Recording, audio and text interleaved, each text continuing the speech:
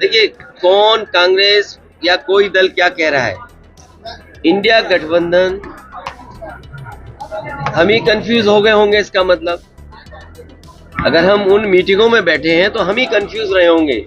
इसीलिए जिस व्यक्ति के बारे में आप बात कर रहे हैं, मुझे नहीं पता कि कांग्रेस पार्टी का कौन व्यक्ति इस तरह की बात कर रहा है। हमें तो ये लगा कि जब मध्य प्रदेश के मुख्यमंत्री जो रहे, पूर्व में कई बार मुख्यमंत्री रहे, वो रहे, उन्होंने मीटिंग बुलाई और पूछा समाजवादी पार्टी से। हमने अपनी पूरी परफॉर्मेंस बताई, किस समय पर समाजवादी पार्टी के विधायक कहाँ जीते हैं, कभी 1 जीते, कभी 2 जीते, कभी 5 जीते, और किस जगह हम नंबर 2 पे रहे।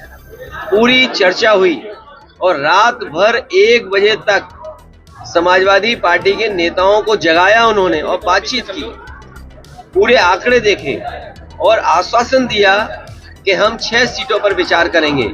लेकिन जब रिजल्ट आया, घोषित की गई सीटें, तो समाजवादी पार्टी शून्य रही।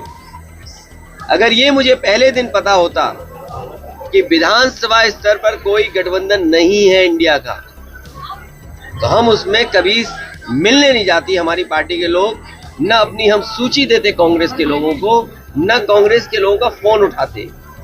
लेकिन अगर उन्होंने ये बात कही है कि गठबंधन नहीं है, तो हम स्वीकार करते हैं गठबंधन नहीं है। और गठबंधन अगर केवल उत्तर प्रदेश में केंद्र के लिए होगा तो उस समय विचार किया जाएगा, और जैसा व्यवहार होगा समाजवादी पार्टी के साथ, वैसा ही व्यवहार उनको देखने को मिलेगा यहाँ पर। सर, उन्होंने कहा कि हमने गोदी में समर्थन किया और ऐसा रहा। किस नेता के बारे में बात कर रहे हो आप? ये कांग्रेस के कौन नेता है? उसके प्रदेश अध्यक्ष कह रहे हैं। देखिए, प्रदेश अध्यक्ष की कोई हैसियत नहीं है, न वो पटना की मीटिंग में थे, न वो जाकर के मुंबई की मीटिंग में थे। इंडिया के बारे में क्या जानते हैं वो गठबंधन के बारे में? उनकी क्या हैसियत है जो बोल रहे हैं इस तरह की बात? इस उनसे पूछिए, रात को 1 बजे तक क्यों उनके मुख्यमंत्री कमलनाथ जी ने बैठाया, क्यों उनके पूर्व मुख्यमंत्री दिग्विजय सिंह जी ने बैठाया? वो क्या उनके मुख्यमंत्री नहीं है क्या उनके प्रदेश के? अगर वो मुख्यमंत्री नहीं थे तो इस तरह की भाषा नहीं बोलनी चाहिए उनको।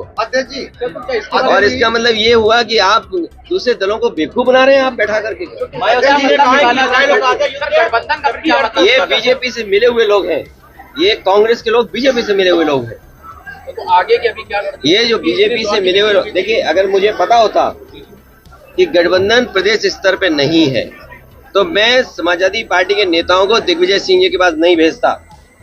अगर मुझे ये पता होता कि समाजवादी पार्टी को प्रदेश स्तर पे गठबंधन नहीं कर रहे हैं, मैं कमलनाथ जी के पास अपनी पार्टी के लोगों को नहीं भेजता। और मुझे ये भरोसा होता कि कांग्रेस पार्टी के लोग धोखा देंगे, तो मैं उनकी बात पे भरोसा नहीं करता। मुझे बताया गया कि 6 सीटों पर आपके लिए सोचा गया है, विचार किया गया है और उस पर तय करेंगे। सिटिंग एमएलए की जगह आप सीट दे दोगे आप, और उम्मीद करोगे कि मैं आपके बारे में सच बोलूं, और जो बात बोलनी है उनको मैं आपके माध्यम से कांग्रेस पार्टी को कहना चाहता हूं, अपने चिरकुट नेताओं से हमारी पार्टी के बारे में न बुलवाएं। आगे का क्या रहेगा?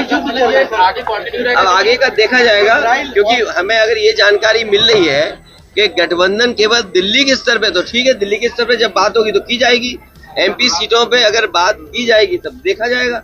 अगर मुझे ये पता होता कि प्रदेश स्तर पे कोई गठबंधन नहीं है, वो नहीं है, हमने स्वीकार कर लिया, इसीलिए हमने अपने पार्टी के टिकट घोषित कर दिए। इसमें क्या गलत किया है? इसलिए मैं कह रहा हूँ कि आप लोग भी ऐसे छोटे नेता जो कांग्रेस के हैं, और मैं कांग्रेस पार्टी के बड़े नेताओं से यही अपील करूंगा, निवेदन करूंगा कि अपने छोटे नेताओं से इस तरह के स्टेटमेंट मत दिलवाइए। मायावती जी ने कहा युद्ध से हमारे सभी वो हालात खराब होते हैं।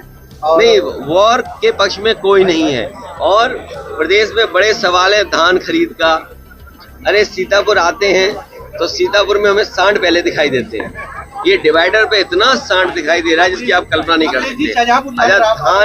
धान खड़ा हुआ है खेतों में, धान खड़ा हुआ है खेतों में, क्या धान खरीदने का अभी तक इंतजाम किया है? क्या धान खरीदने की कोई तैयारी की है?